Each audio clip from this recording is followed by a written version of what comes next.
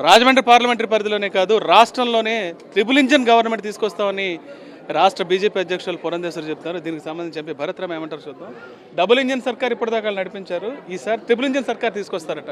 అంటే ఏంటి, ఎలా తీసుకొస్తారు? నాకు కూడా ఐడియా లేదు మరి ట్రిపుల్ ఇంజన్ అంటే ఏంటో. మొత్తం ఇంజన్లో ఉంటే ఒక కంపార్ట్మెంట్లో ఉండవు అనుకుంటా, నాకు ఐడియా లేదండి. కాకపోతే ఒకటి, డబుల్ ఇంజన్ సర్కార్ వాళ్ళు ఏదైతే చెప్తా ఉన్నారో ఒకటే సూటిగా ప్రశ్నిస్తూ ఉన్నాం. అసలు మీరు డబుల్ ఇంజన్ సర్కార్ రాష్ట్రాలు ఎన్నో ఉన్నాయి, బీజేపీ పాలిత రాష్ట్రాలు ప్లస్ కేంద్రంలో ఉంది. ఇవాళ ఆంధ్రప్రదేశ్ రాష్ట్రము మొత్తం దేశానికి దిక్సూచిగా నడుస్తూ ఉంది. మేమేమి కేంద్ర ప్రభుత్వంలో లేము.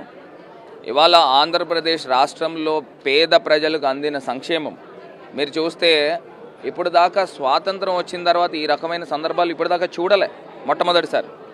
అదేవిధంగా కేంద్ర ప్రభుత్వం యొక్క సంస్థ నీతి ఆయోగ్ 2014-15 సంవత్సరానికి 11.9% పేదరికము ఉంది అని చెప్పి వారే నివేదిక ఇచ్చారు. మళ్ళీ ఈ 2022-23కు గాను నీతి ఆయోగ్ ఇచ్చిన నివేదిక ఏంటంటే పేదరికము గణనీయంగా తగ్గి సుమారుగా 4.2% ఆంధ్రప్రదేశ్ రాష్ట్రంలో వచ్చింది. ఈ బీజేపీ పాలిత రాష్ట్రాల్లో మరి ఏ రకంగా నీతి ఆయోగ్ ఇచ్చారో ఒకసారి ఆలోచన చేయమని. ఇవాళ ఆంధ్రప్రదేశ్ రాష్ట్రంలో ప్రియతమ ముఖ్యమంత్రి జగన్మోహన్ రెడ్డి గారు ప్రజలందరినీ నా సొంత కుటుంబం అన్న విధంగా, పిల్లలందరూ నా సొంత పిల్లలు, అవ్వాతాతలందరూ నా సొంత వాళ్ళు అన్న విధంగా వాలంటీర్ల చేత నేరుగా ఇంటికి పెన్షన్ ఇస్తూ ఉన్నారు. అమ్మఒడి సొంత తోబుట్టువులను ఏ రకంగా అయితే చూస్తూ ఉంటారో 15,000 రూపాయలు వాళ్ళ ఖాతాల్లోకి వేసి చైల్డ్ లేబర్ని ఎరాడికేట్ చేశారు. ఈ రకంగా మనం చూస్తే ముఖ్యమంత్రి గారు మొత్తం దేశానికే దిక్సూచిగా నడుస్తూ ఉన్నారు.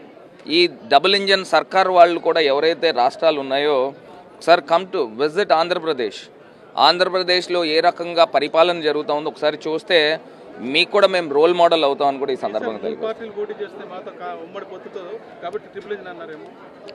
అవ్వచ్చు. ఇప్పుడు 2014 అంటే బహుశా ఆమె రాజమండ్రి ఎంపీ కింద కూడా చేస్తుంది కదా, దాన్ని దృష్టిలో పెట్టుకుని అని ఉంటారు.